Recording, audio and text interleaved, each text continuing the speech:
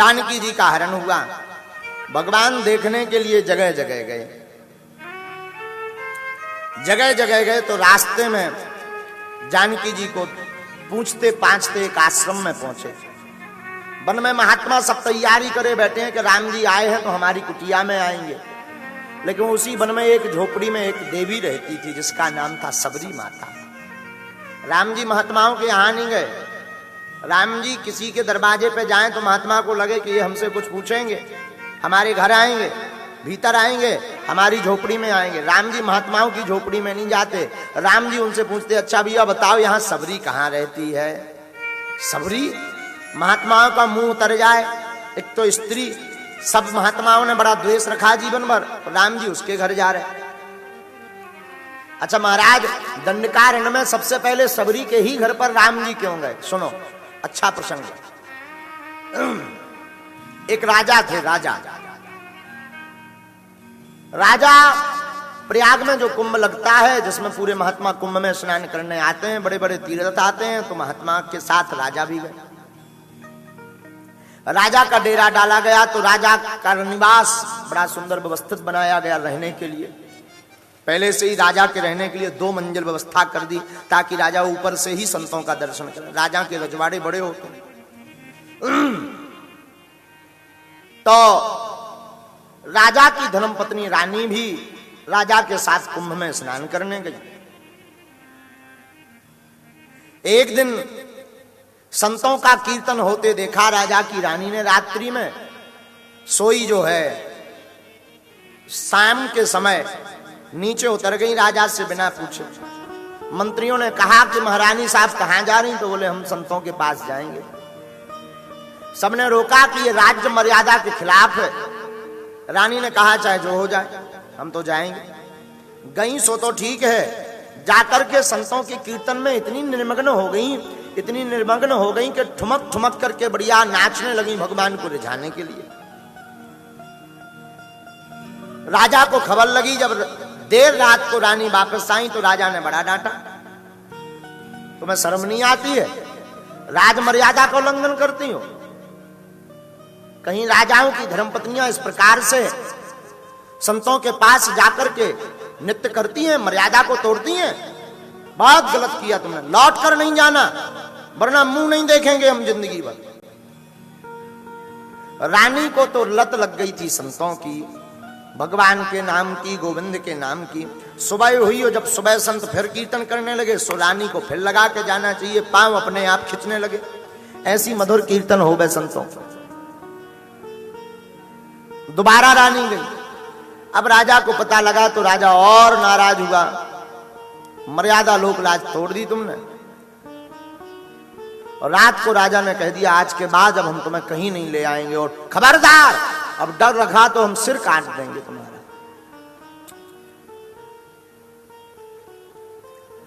रात को रानी ने मन में विचार किया कि मैं बड़ी अभाग्नी हूं, मैं बड़ी पापनी हूं, मैं बड़ी धूर्त हूं, मैं रानी तो हूं पर अपने मन का कुछ नहीं कर पा रही। पर तो क्या मैं खाक रानी? रानी तो वो है जो अपने मन का कुछ कर पाए। इससे अच्छा तो मैं किसी भिखारी के घर पैदा हुई होती तो कम से कम भगवान का भजन करने में कोई असुविधा तो नहीं होती। और रानी ने रात को ही बिस्तर को प्रणाम किया, पति को प्रणाम किया और प्रयाग के संगम में आ गई। संगम नदी में आकर के गंगा मां को प्रणाम करके यही वरदान मांगा कि हे राम, दोबारा हमें जन्म देना तो ऐसे घर में देना जिस घर में हम भगवान की भक्ति कर पाएं। और संगम में डूब करके अपने प्राण त्याग दिए। जब प्राण त्याग दिए तो दूसरा जन्म उसी रानी का वनवासियों में कोल भीलों के यहां पर हुआ, और वो कोई और नहीं, वही सबरी माता बनकर के प्रकट हुई। हाँ, बचपन काल से ही सबरी को राम की लत लगी थी। खूब राम राम जपें, खूब सीताराम जपें, कभी रोवें, कभी गीत गावें, मन में सोचें कि राम जी कब मिलेंगे। एक दिन माता सबरी की माता जी हाथ में लकड़ी लेकर के बाल झटका रही थी। सबरी ने पूछा, माँ आज क्या बात है, आज मुझे बड़ा सजाया जा रहा है, इतने पशु लाए जा रहे, क्या बात है? सबरी की माँ ने कहा, बेटी तेरा आज ब्याह है, तुझे दूल्हा आज लेने आएगा। माँ ये दूल्हा क्या होता है? बेटी जिसके साथ जीवन गुजरता है उसे दूल्हा कहते हैं। पर माँ ये जो पशु आए हैं ये किस लिए आए हैं? बेटी तुझे दूल्हा लेने आएंगे तो बारातियों को इनका मांस खिलाया जाएगा। सबरी की आंख में आंसू आ गए। सबरी रोने लगी कि मेरा ब्याह किस काम का, जिस विवाह में इतने पशुओं का बलिदान दिया जाए। मैं तो राम को पाने आई और फिर माया में फंस जाऊंगी तो मैं क्या काम किया। सबरी को बचपन से ही ऐसी लत लगी, वो वन में रहती तो कभी पेड़ों के पास बैठ करके रोवे, राम कब मिलोगे।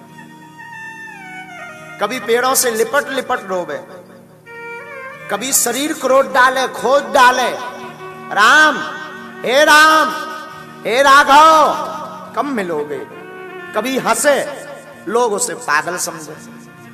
देखो भैया, प्रेम की प्रतीति में और पागलपन में ज्यादा अंतर नहीं है।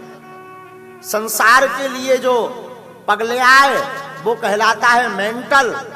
प्रभु को पाने के लिए जिसका दिमाग खराब हो उसको कहते हैं पागल। संसार की दृष्टि में पागल जरूर दिखाई देता पर पागल होता नहीं है। सबरी कहती है कि हमारे तो बड़े दुर्भाग्य।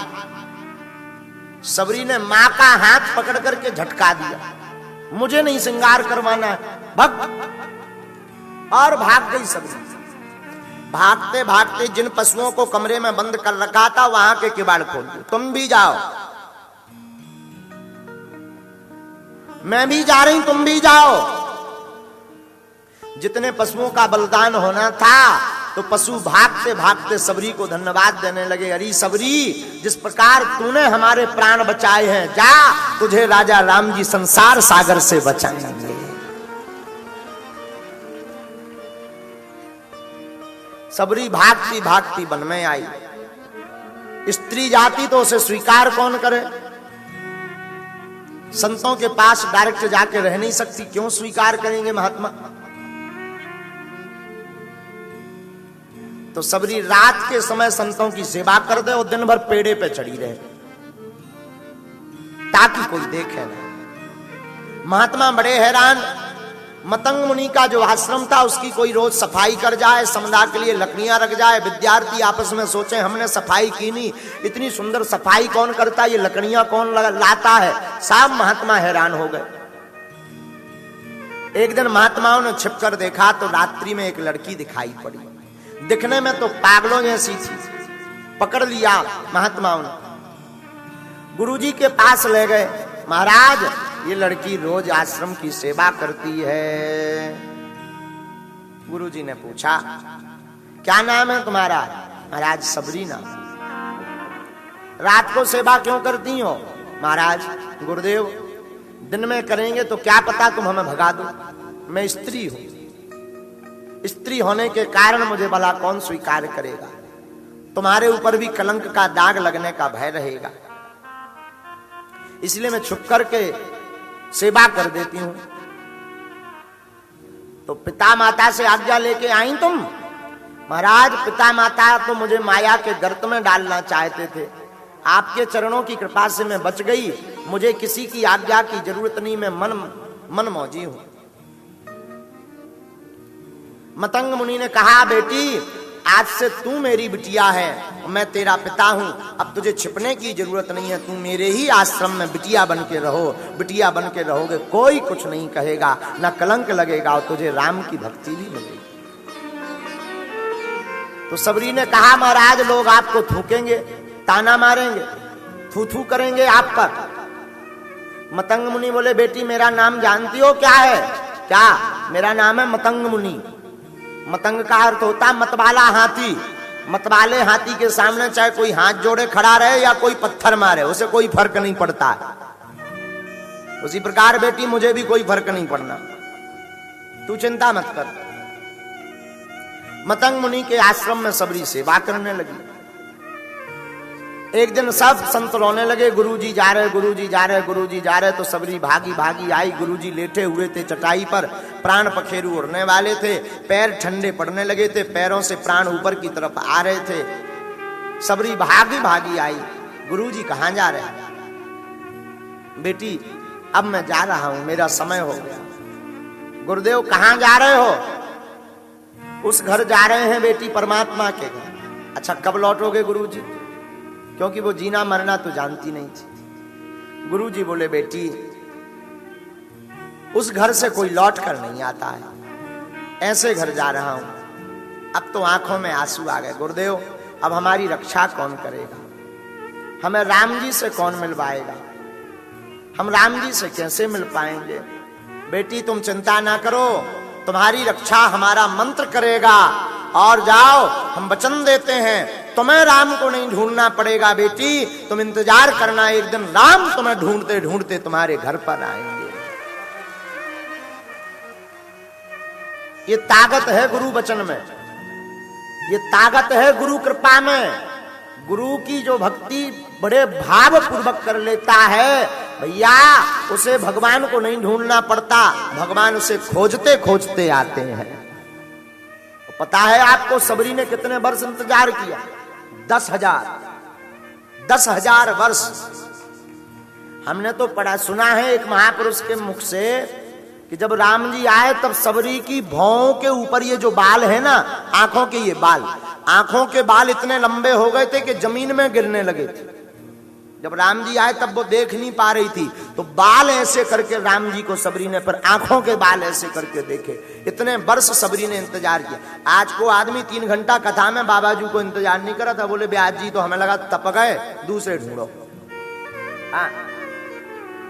गुरुजी एक दिन आना मिले, महाराज तो बहुत VIP होगा, वे गरीब नंद से नहीं मिला, तुरंत आदमी पर वचन कर दे। बड़े आदमन भर से मिला, गरीब नंद की को नहीं पूछा था। भगवान भैया बागेश्वर वाले भी अब ऐसे ही हो गए, न कटा हरो है।